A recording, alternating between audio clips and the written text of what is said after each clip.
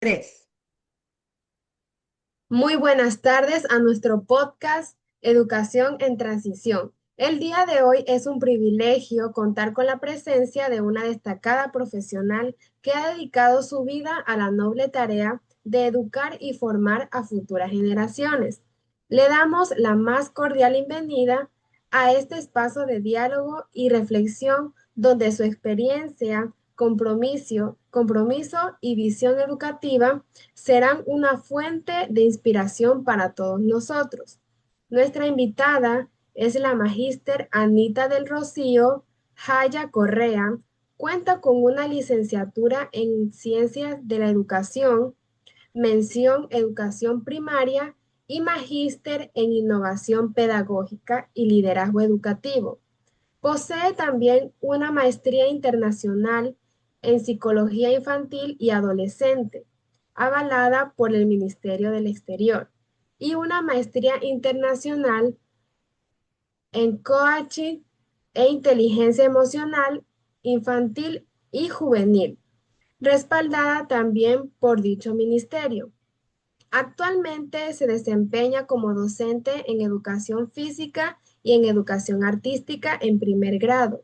Su sólida trayectoria es de más de 11 años en el ámbito educativo, tanto en el magisterio y en la institución.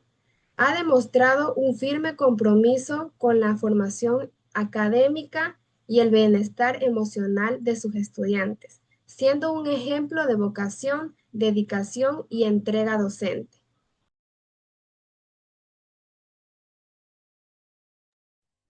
Muy buenas tardes, estimados compañeros. Es para mí un gusto compartir este momento con ustedes. Además, pues felicitarles el nuevo reto que se han planteado en continuar con sus estudios, profesionalizarse mucho más, porque el crecimiento personal y profesional de cada una de las personas, más aún en el ámbito educativo, es esencial. Mis felicitaciones ante todo y pues que Diosito me los bendiga siempre y para adelante, como todo un ser humano profesional y sobre todo que tiene esa vocación docente de prepararse para estar a la par con la tecnología, con la evolución científica y sobre todo con todos los conocimientos necesarios para estar frente a un grupo de niños, niñas y adolescentes actualmente en nuestro país y en el mundo entero. Muchísimas gracias nuevamente. Estimada magíster, a continuación vamos a dar inicio con las preguntas. ¿Cómo afectó el sistema educativo ecuatoriano la llamada pandemia COVID-19? Bien, para todo el mundo fue una sorpresa y más aún en el ámbito educativo. Yo trabajo en el sector en el régimen costa y para nosotros estábamos en periodo vacacional. Sin embargo, nos tocó como docentes anteponernos a cualquier situación. En ese momento, la brecha digital era muy complicada. Muchos docentes no estábamos quizás en la capacidad de conocer programas o plataformas tecnológicas que nos permitía comunicarnos con las demás personas como docentes. Como padres de familia quizás no teníamos las herramientas necesarias, los instrumentos necesarios para comunicarnos con los demás, más aún nuestros estudiantes. El problema del Internet, de la señal, era muy complicado tanto en la zona rural como en la zona urbana. En la zona rural, lamentablemente, hay espacios donde no se tiene para nada señal tecnológica y vuelta en la rural había una serie de colapsos situacionales que pasaban en ese momento y no nos permitía una muy buena comunicación. Sin embargo, esto originó que los docentes busquen alternativas de solución o se iban a las casas de los estudiantes en cierto modo, o tenían que prepararse profesionalmente, tecnológicamente, conocer de las plataformas digitales, aprender de ellas y además de poder conectarse con los padres de familia y con los estudiantes, enseñarles también a ellos cómo hacerlos. Fue muy complicado porque no habían padres de familia que no contaban con los celulares o computadoras o internet suficiente para poder comunicarse. Sin embargo, fue a la par. También originó de que esta situación del Internet, muchos estudiantes desertaron por la falta de instrumentos necesarios para comunicarse y para aprender. Otros salieron avante, pese a cualquier barrera, pero sí hubo bastante deserción estudiantil a partir de la pandemia y ha sido creo que para el Ministerio de Educación un poco complicado el hacer que el 100% de estudiantes retornen a las aulas de clases. Eso es una lucha permanente, sin embargo, creo que seguimos avante trabajando en esta situación. Bien, continuamos. ¿Cómo ha evolucionado la formación y profesionalización docente en el Ecuador desde los años 80 hasta hoy? Justamente inicié felicitándoles por el reto que ustedes actualmente hacen al continuar sus estudios. Lamentablemente, en muchos años anteriores, de los años 80, 90, el docente ingresaba a veces siendo un bachiller. Incluso habían personas que estaban estudiando. El ministerio, en cierto modo, no exigía tanta profesionalización docente como lo hacen ahora. Ahora existen concursos en el que el ámbito o el requisito principal es tener título docente. Entonces, sí hay un poco más de exigencia en la preparación personal, en el crecimiento profesional de las personas para ingresar a esta vocación como es, a esta profesión como es la docencia. Anteriormente era un poco complicado en el sentido de que no había la suficiente liderazgo para motivar a las personas a prepararse. Entonces, sí, con el transcurso del tiempo, con el transcurso del tiempo ha habido más responsabilidad, mayor corresponsabilidad de quienes son las comunidades educativas, los docentes, las autoridades, para prepararse mucho más y estar al frente de todo un ámbito educativo.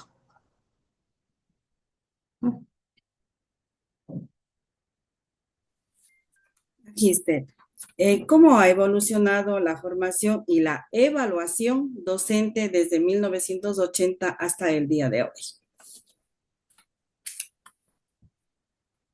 Sí, el transcurso de la vida tiene cambios y cada año o cada día nosotros necesitamos aprender un poquito más, conocer un poco más. Y esos cambios justamente es la situación tecnológica que se va aprendiendo, se va abriendo todos estos caminos y que exige del docente mayor capacitación, mayor formación. Necesitamos docentes que estén a la par con la era tecnológica, a la par con la era científica, que estén preparados para contestar a cualquier respuesta que un estudiante lo dé, que lo haga en cualquier momento. A veces necesitamos nosotros prepararnos personalmente. La evaluación en sí, poco a poco ha ido teniendo ciertos cambios, ciertas exigencias, como también ciertas facilidades para los estudiantes. Se ha revisado un poco, nosotros quizás, yo recuerdo personalmente que mis docentes me exigían que me sepa un concepto hasta con el punto y la coma. Actualmente las evaluaciones son un poco más, son objetivas. Entonces requiere de que el estudiante tenga los conocimientos claros, precisos y concretos para responder directamente.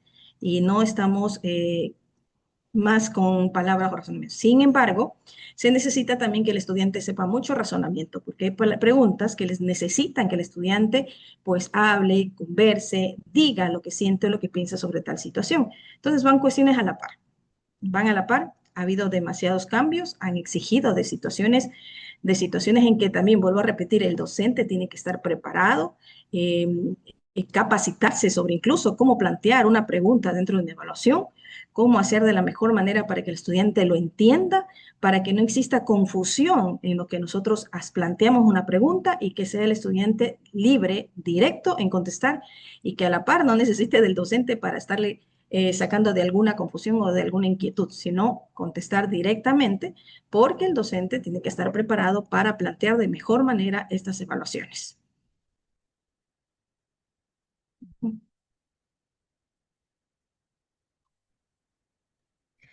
Dentro del transcurso es bonito poder conocer esa experiencia que usted dentro de su vida profesional lo va infundiendo dentro de cada uno de los niños y en sí de jóvenes que usted ha tenido la oportunidad de trabajar con ellos.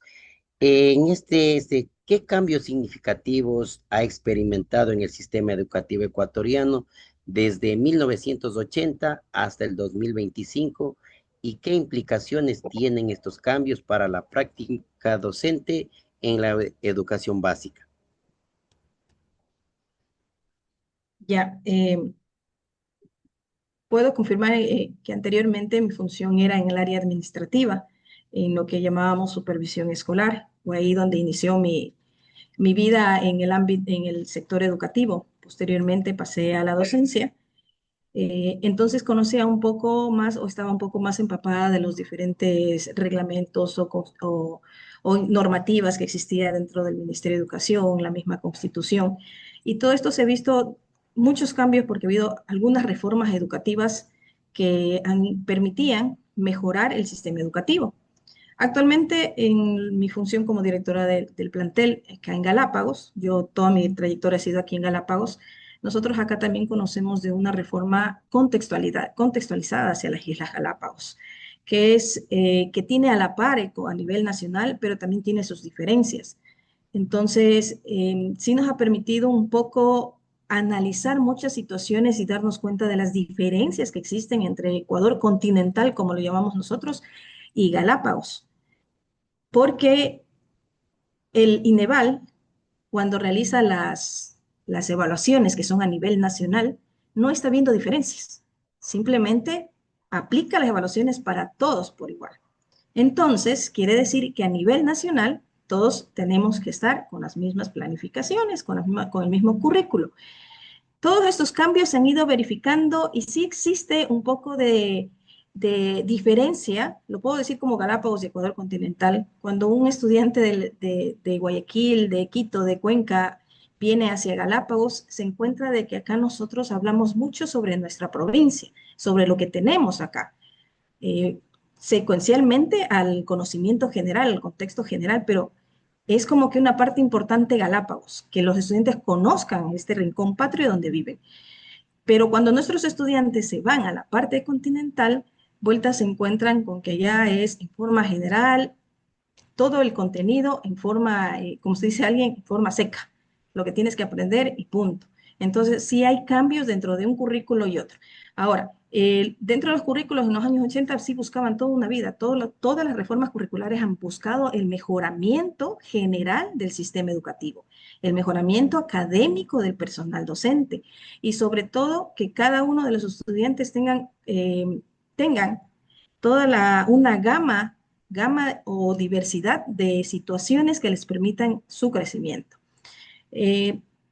De una u otra manera han existido cambios en las reformas educativas, hasta la última que tenemos con la ley de intercultural, donde también ingresa esta situación. Anteriormente, las reformas generales no implementaba o no aplicaba esta parte de la interculturalidad. Ahora actualmente ya lo tenemos y tenemos que irla aplicando dependiendo de nuestras necesidades, del espacio en el que estamos. Magíster, ¿cuáles han sido las principales reformas educativas implementadas en Ecuador desde 1980 hasta la actualidad? Reformas educativas. En 1980 existían aquellas que requerían del mejoramiento académico. Actualmente, en el 2018, que se implementó la reforma educativa curricular intercultural, se ha ido implementando cada uno de estos cambios existentes de acuerdo a la necesidad y a la evolución tecnológica. Sí, incluido en esto, se ha ido separando un poco lo que son las destrezas, los indicadores de gestión, los indicadores de evaluación, y cada una de ellas, pues cada reforma educativa ha tenido ciertas implementaciones. ¿Se fue?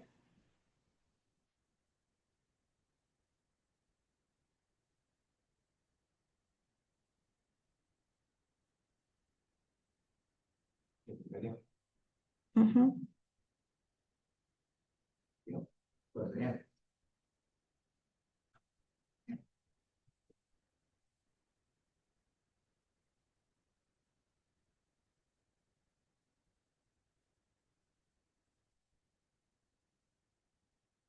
Se queda en blanco. Sí, estamos aquí. Sí, Sí, me quedó la pantalla en blanco, perdón. No sé por qué.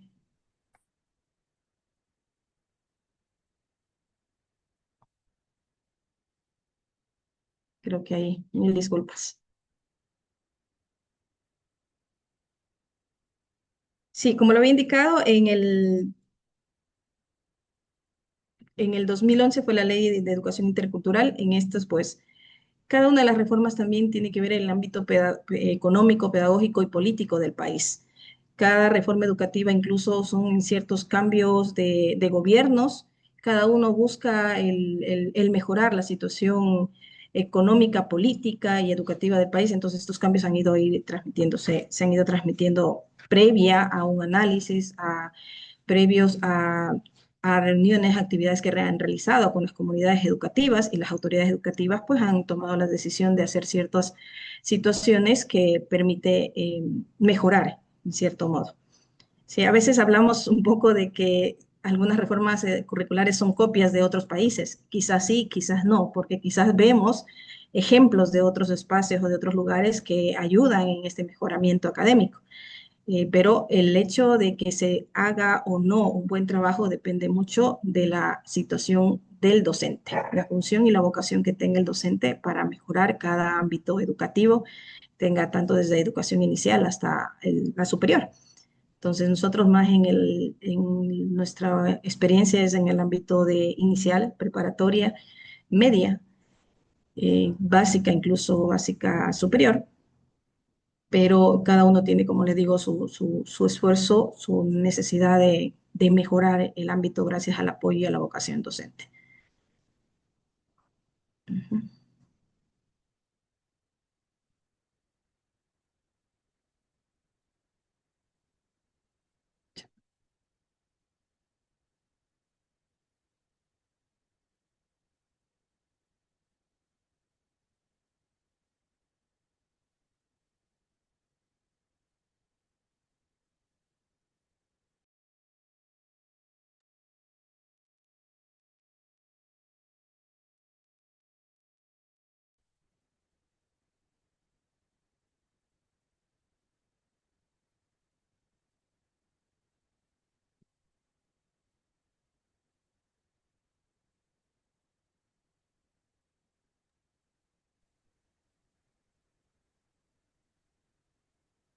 Bien, continuando con las preguntas, vamos a lo que es el segundo tema.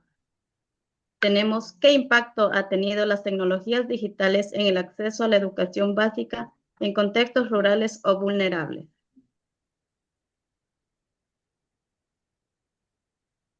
Bien, las tecnologías educativas digitales se han sido un poco complicadas más por el sistema del Internet, tanto en la zona rural como en la urbana. En la rural mucho más porque sí hay espacios donde no cuenta con señal, lamentablemente.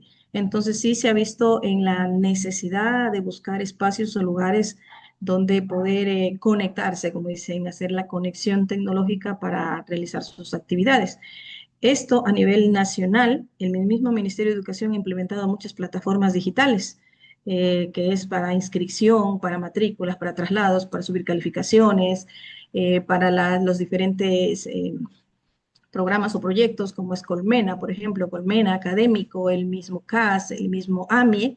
Entonces, todo esto necesita de la conexión de Internet para dentro del mismo Ministerio de Educación. Entonces hay padres de familia que no pueden matricularse porque no tienen conexión. Una. Otra, que no saben manejar los sistemas educativos o las plataformas, no saben Internet, no saben cómo llegar a ello. Entonces sí, ha complicado muchas situaciones, pero a la par, que es lo bueno, exige de que las personas pues se preparen mucho más para hacer esto, estas conexiones y poder avanzar en cualquier proceso o trámite que necesiten. Eso hablando del sistema educativo, pero ya a nivel general de todos los ministerios, creo que casi todos exigen ingresar a ciertas plataformas para hacer los diferentes trámites, entonces sí exige que la comunidad se prepare para todos estos procesos. Y bueno, pues esta brecha digital que existe tiene que, creo que con el pasar del tiempo va a ir mejorando y depende de las capacidades de los instrumentos con los que cuente cada persona. Magíster, ¿qué impactos positivos tiene el uso de la tecnología en el aprendizaje de los estudiantes de educación básica? Tiene una dinámica lúdica positiva, porque es a través de las plataformas digitales donde los chicos pueden aprender lúdicamente, es decir, a través de juegos, a través de cantos, a través de canciones y a través de diferentes procesos que nos permite ahora en la actualidad con la inteligencia artificial. Los docentes seguimos buscando aplicaciones donde podamos realizar mucho mejor nuestras clases. Y dentro de esto es, por ejemplo, el crear crucigramas, el crear sopas de letras, el crear juegos con los estudiantes que les permite aprender mucho más. Recuerden que el aprendizaje del chico dentro de puede ser kinestésico, puede ser verbal, puede ser, y sobre todo el lúdico, el aprender a través del juego, porque los niños lo hacen de mejor manera a través del juego.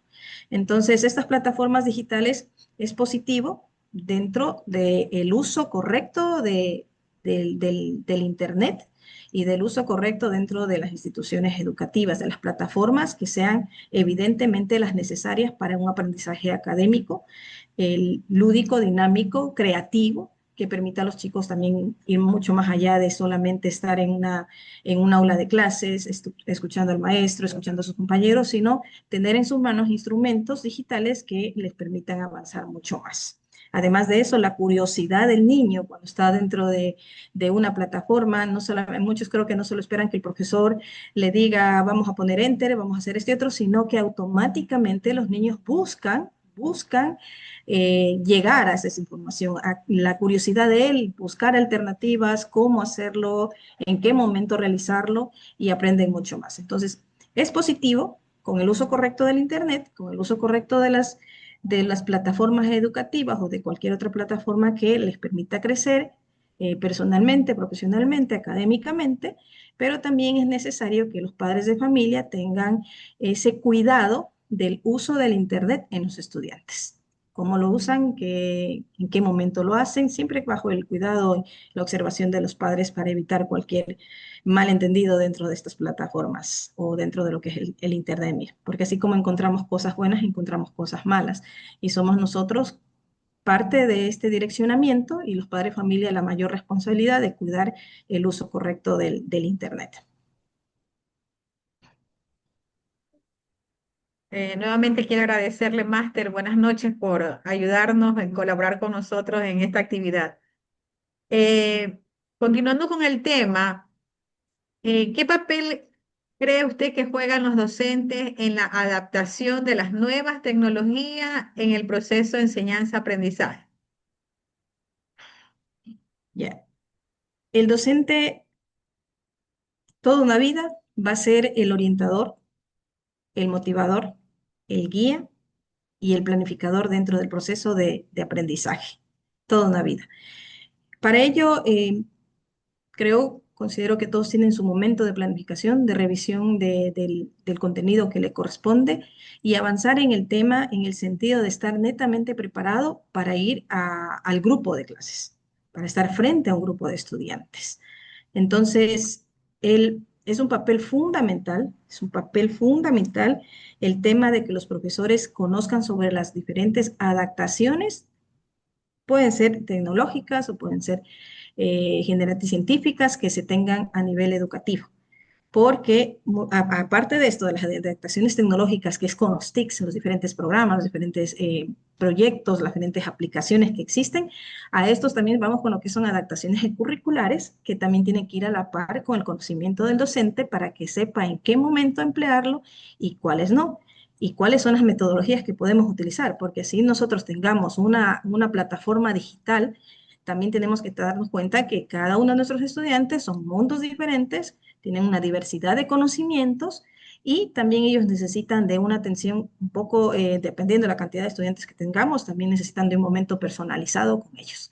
Entonces, también tenemos que conocer que pese a cualquier plataforma digital que tengamos, también tenemos niños con adaptaciones curriculares que necesitan de un poco más de ayuda para que puedan aprender dentro de este proceso. Entonces, es fundamental el rol del docente en la adaptación, tanto de las nuevas tecnologías en el proceso de enseñanza, como también estar a la par con las adaptaciones curriculares que requieren los estudiantes en su momento de clases. ¿Cree usted que las instituciones educativas necesitan repensar sus modelos con la llegada de nuevas tecnologías? Necesariamente tienen que hacerlo, porque cada modelo, cada modelo, cada reforma, cada proceso que se nos presente tiene algo de cambio, tiene algo nuevo. Y todos los docentes tenemos que adaptarnos a esos cambios. Antes de adaptarnos tenemos que analizar, revisar en qué consiste, cómo lo vamos a realizar, cuál va a ser la práctica para cumplir eso. Lo debemos socializar con todos los compañeros docentes porque entre más personas estamos, más analizamos, más socializamos y podemos llegar a conclusiones generales. Entonces, sí es necesario repensar los modelos y es muy necesario también que como institución educativa se plantee el modelo al que quiere llegar, cómo lo vamos a hacer y en qué tiempo lo vamos a hacer, porque es ahora y lo que estamos pensando para después. Entonces, si queremos tener éxitos en nuestras actividades, no solamente es el analizar tal normativa nos mandaron así, tal cuestión tenemos que hacer así, pero como institución tenemos que poner esa parte proporcional extra, como sé decir yo, el IVA nuestro, en el hecho de que como docente, ¿cuál va a ser mi compromiso para que ese modelo sea mucho mejor o sea mejor aplicado para obtener mejores resultados con cada uno de nuestros estudiantes, con toda la comunidad educativa, porque lo que nosotros pensamos de manera institucional, no solamente yo docente, usted directivo o usted estudiante, sino a nivel de manera comunidad educativa, cómo vamos a lograr para llegar a un objetivo juntos, en este caso.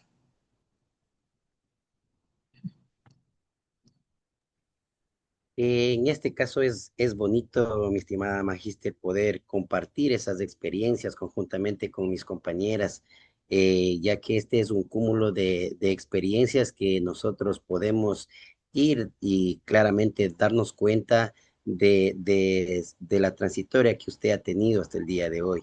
Y como bien es cierto, usted manifiesta que el docente día a día debemos nosotros ir implementando, incorporando nuevas tecnologías, nuevas estrategias para conjuntamente con cada uno de los educandos poder ir llenando esos conocimientos que ellos están.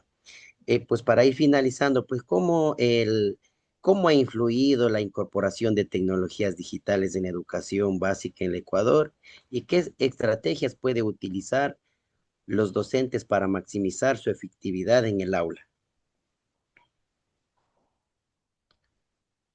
Bien, la incorporación de tecnologías, eh, a veces nosotros partimos de la parte cotidiana y a veces yo me sé retornar hacia mi vida estudiantil cuando recién aprendí a utilizar la máquina de escribir y luego la mecanografía. Y eso cuando nosotros anteriormente incluso era un lujo utilizar una calculadora, porque no nos permitían en la escuela ni en el colegio. Pero con el tiempo esas tecnologías han ido avanzando, han sido una evolución completa hasta lo que nosotros actualmente contamos con un sistema de Internet, con todas las plataformas y cuando nosotros necesitamos buscar alguna información que desconocemos, alguna situación, pues vamos directamente al Google o algún otro software y buscamos la información. Entonces se nos ha facilitado bastante lo que es la vida en cierto modo, ¿no? Eh, pero ese transcurso que ha habido desde nuestros aprendizajes como estudiantes hasta la actualidad han sido de muchos pasos así agigantados donde nos ha exigido a nosotros aprender. Nos ha exigido porque, un ejemplo, si yo estudié dentro de bachillerato, en mi caso, ecología y recursos naturales, en ningún momento vi por ahí informática, pero ya en la universidad me exigía saber informática. Entonces nosotros como persona buscábamos alternativas y es lo que hacemos actualmente los docentes.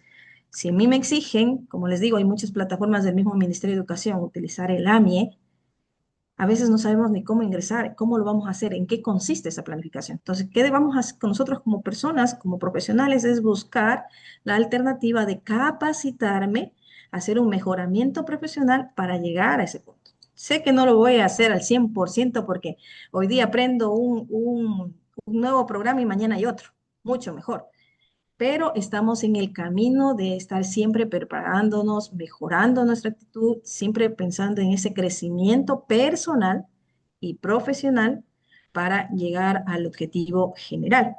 Y como estrategia es, nosotros como docentes, si ya estamos preparándonos para esto, es diseñar muchos material pedagógico, concreto, digital, relacionado al uso de las tecnologías.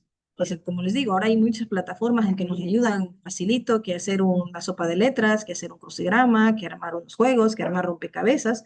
Entonces nosotros nos exige buscar esas alternativas y plantearles a los chicos de esta manera para que ellos aprendan a través de lo lúdico y de lo dinámico mejores alternativas. Mejorar dentro de eso lo que es la alfabetización digital, motivar, muy aparte de esto, a nuestros padres de familia. Hasta ahora existen muchos padres de familia que solamente han terminado la instrucción básica, no han llegado hasta el bachillerato. Entonces, también un poco motivar a los padres de familia para que se preparen, porque sus hijos van a exigirle de esa preparación. Los niños preguntan cómo hago esto, cómo hago este otro, y si los padres de familia no están capacitados para dar una respuesta, claro que sí, buscan ayuda, pero a veces es también necesario nosotros como docentes motivar a los padres de familia para que culminen su instrucción, al menos el bachillerato, y puedan ayudar a los chicos dentro del ámbito educativo. Entonces, la incorporación de estas tecnologías digitales dentro de lo que es el ámbito educativo ha incluido de manera positiva, en forma general, y exige a los docentes plantearse mejores estrategias, a diseñar algunas actividades, algunos instrumentos, algunas herramientas de apoyo dentro de su clase para llegar a los estudiantes de mejor manera. Entonces, es positivo para nosotros como docentes aprender también mucho más, porque todos los días aprendemos, no nos podemos quedar estancados, sino que seguir aprendiendo dentro de estos procesos y poder estar a la par con nuestros estudiantes. Mi estimada magíster, qué fructífero poder compartir esa experiencia conjuntamente con nuestras compañeras. De pronto usted nos puede alguna sugerencia personal a cada uno de nosotros, alguna recomendación en esta oportunidad, al poder tener esa dicha de compartir ese cúmulo de experiencias de su parte. La verdad, las experiencias se van aprendiendo en el día a día. A veces el contar con muchas normativas o muchas exigencias del mismo Ministerio de Educación, como docentes, a veces nos encontramos un poco apretados a esas situaciones o desconocemos el camino a seguir. Hay disposiciones y normativas que nos llegan, pero sin un decir o un instructivo general donde nos diga cómo continuar. Pero se tiene que buscar alternativas. La educación y la disciplina son la base del éxito, en realidad. Y si nosotros como seres humanos queremos avanzar, es justamente eso, la disciplina, la perseverancia, la dedicación en cada momento para alcanzar objetivos. No nos podemos estancar porque una barrera se nos presenta y no sé cómo hacerlo para superar esa barrera. Al contrario, que sea eso una fuerza para nosotros seguir adelante.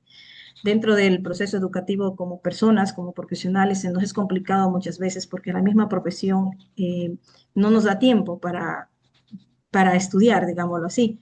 O también viene esto entrelazado con lo que es la responsabilidad familiar, la responsabilidad personal.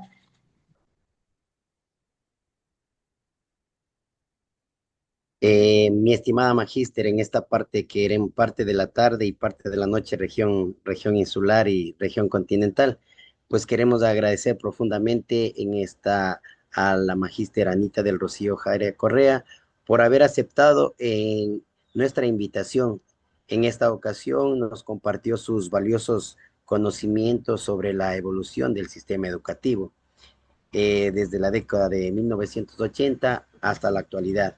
Asimismo, el análisis sobre los avances tecnológicos surgidos durante este periodo de su impacto en el desarrollo de la educación básica. Una vez más, quedamos mi persona y mis compañeras eternamente agradecidos por esas palabras, esa entrevista que nos facilitó el día de hoy.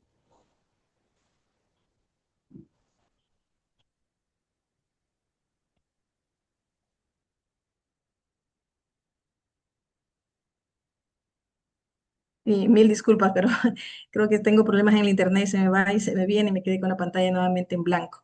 Bueno, agradecerles infinitamente a ustedes por la invitación, mil disculpas también, creo que a veces los nervios también nos da, pero también nuevamente pues felicitarles por este nuevo reto que están ustedes teniendo y desearles la mejor de la suerte, que alcancen esos objetivos, no solo este, sino muchos más. La vida continúa y nosotros como docentes pues tenemos que seguir preparándonos, mejorándonos cada día, porque los únicos beneficiados de todo este proceso son nuestros estudiantes.